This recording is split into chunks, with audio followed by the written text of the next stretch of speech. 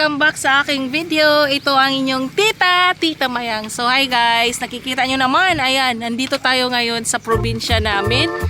At andito tayo sa loob ng tangkal, kasama ng mga kambing.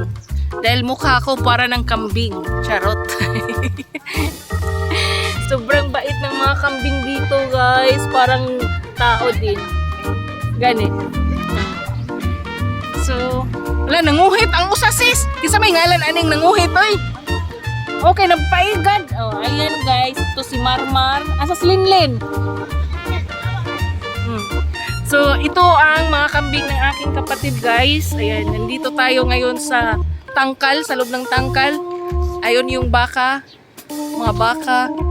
At andito tayo sa loob ng tangkal. So, ayan guys, sobrang bait ng mga kambing dito, para ding aso, para ding si Lucky at si Mayumi. So ayan guys, ang mga kambing. Ayan, dito sa probinsya guys, pag hindi ka nag-aalaga ng mga hayupan, wala ka talagang income.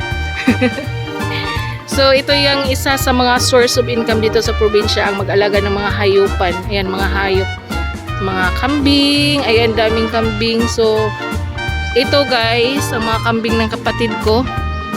Ayan. At ayun ang baka nakalabas. Ayun ang baka. So ito yung ibang mga kambing guys. Ayan, mayroon itong 15 kambing ng aking kapatid. At ito yung pinagawa niyang tangkal. Ayan.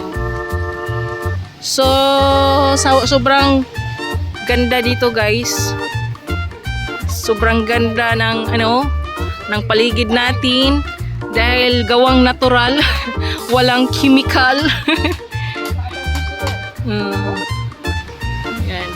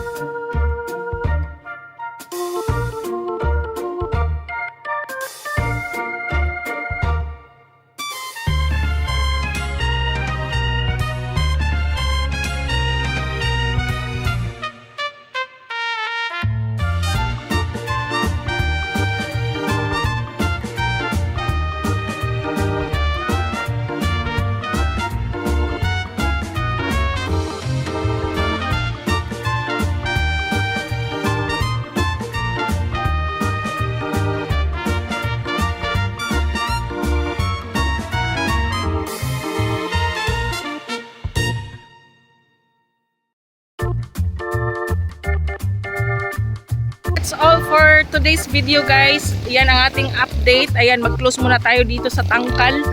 Baka lumabas yung baka. Pahitan ni magtagalog taoy. Nahirapan ako sa kalisod guys sa pagtatagalog.